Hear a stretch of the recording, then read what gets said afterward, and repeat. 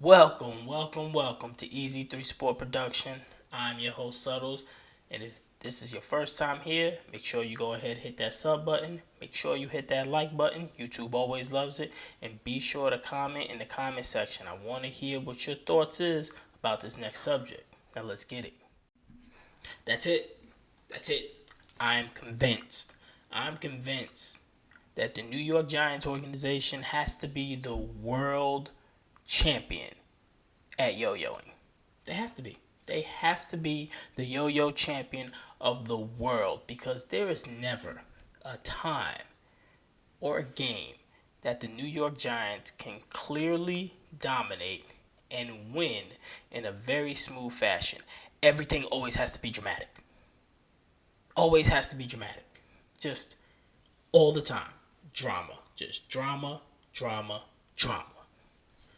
The New York Giants, they beat the Seattle Seahawks 29-20. Very good game. The Giants have dominated an actual game. If you look at this game, the score does not indicate exactly what the Giants did. The Giants held the ball for over 37 minutes. They dominated on the ground. They did whatever they wanted through the air. And the score indicated that the game was a lot closer than it actually was. But the thing about it is, with the game being that close, Seattle definitely had an opportunity to steal that one because they didn't play good at all. I mean, Gino got sacked 7 times.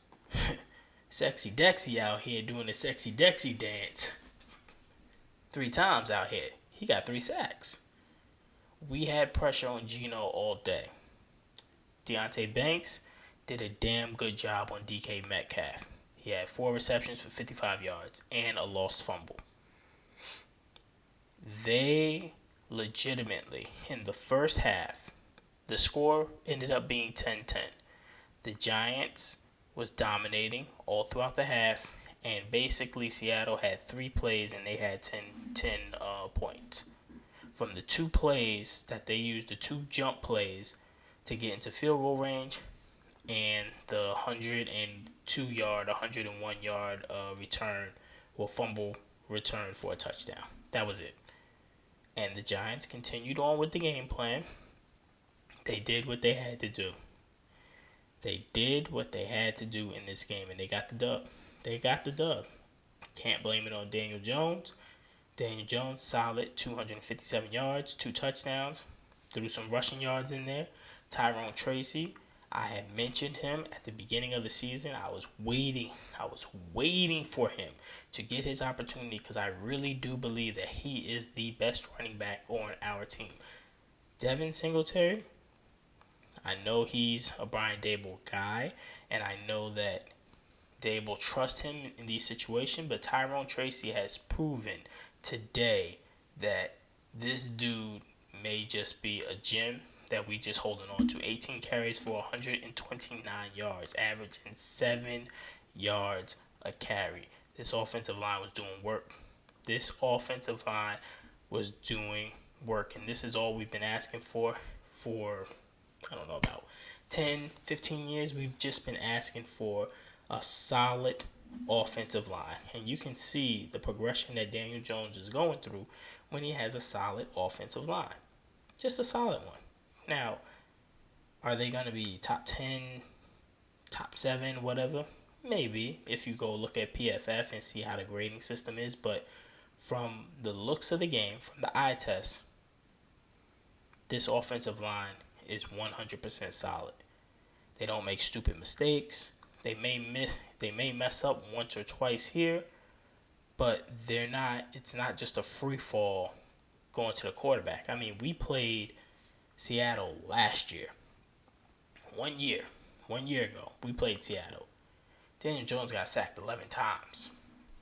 11 times last year. Now, come to this year, they only had 3 sacks. And 2 of them, Daniel Jones was running away, and he ended up, going into a sack. Like, our offensive line did their thing. and they have continued to progress, and you have seen the progression of Daniel Jones. Now, for all the Daniel Jones haters out there, and for all the Daniel Jones lovers, it's still the same thing.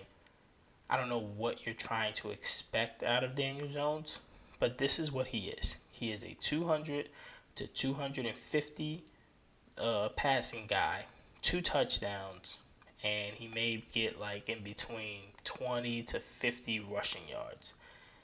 That's the kind of guy that you're going to get on a daily basis. You're not going to get a 3 touchdown, 300-yard game. You're not going to get a 4 or 5. You may get one like that because he had such a terrible one with Minnesota. You'll probably get one of those 4 or 5 touchdown games. We don't know when, but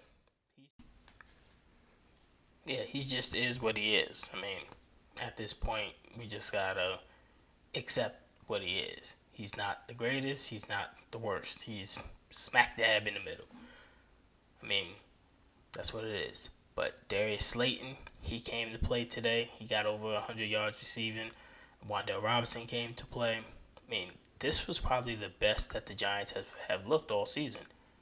And then when we go to the defense, that defensive line was got pressure on Geno all the time, all day. Even though they were sitting back in zone, the zone was open, but everybody came to play this game. Deonte Banks had a very good game, forcing a fumble. As I said, Dexter Lawrence, he had 3 sacks. Brian Burns had a sack and a tip drill ball. Kayvon Thibodeau had a half a sack. We still don't know what's going on with Kayvon. I really want to know what's going on with Kayvon, because I'm looking at him. He's getting pressure, but he's not getting to the quarterback, even though everybody else is getting there. But I don't know. There's something going on with Kayvon. I know Brian Burns is actually playing with a groin injury, so that's why, even though his statistical numbers aren't looking as great, overall he's doing everything what the Giants need of him. And all of his, PFF grades and stuff like that, because they look more into the analytics. Everything is way higher than what he's hitting career highs and everything, basically. So he's doing what he's supposed to do. But Kayvon, I don't know. I don't know. Something's off with Kayvon. I can't put my finger on it, but something's off. And one of the biggest concerns I have, though, that they really got to fix, they got to find a way to punch this ball into the end zone when you're in the red zone. Like, these red zone blunders are really going to cost you games at the end of the day. Like, if you can't get the ball in when you're within the 10-yard line, or even within the 5, if you can't get the ball in, that's a huge issue. That's a very big issue, because in this league you win by scoring touchdowns, not by kicking field goals. So, but that is a big concern. There's a couple of things that need to be cleaned up here and there, the fumbling and things of that nature, but, winning cures a lot, and winning masks a lot of things. But this was a good overall game from the New York Giants, offense, defense, even special teams. I didn't even talk about the clutch play. The clutch play that actually got us the win was Isaiah Simmons. The Giants was up 23-20, and the Seahawks was going for a field goal. Basically, they was going to try and play for overtime, and Isaiah Simmons jumped over the line, got the block. Bryce Ford Wheaton picks it up and takes it to the house. And this was one of the smart things that I do like that Brian Daboll did. This is very sneaky, but very smart. Instead of kicking the 1-point conversion, he called the timeout. He sent his offense back out there to the field, and he went out there and took a knee for the 2-point conversion. And you're like, why? Why would you do that? Because if you kick a field goal, if you kick the 1-point conversion, if they jump over, block it just like how you did, and returns it back, that's 2 points.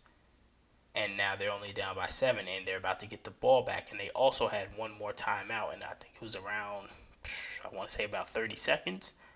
You can get into the end zone with that, especially the way that Geno was throwing the ball at the end of the game. So,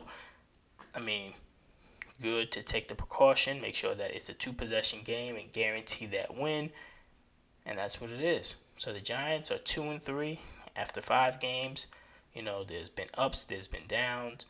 They really should have won the Washington and the Cowboys game, but I mean that's how the NFL goes. It's one play here, one play there. It can change everything, but being 2-3, that's pretty solid. I said that they was going to be 9-8.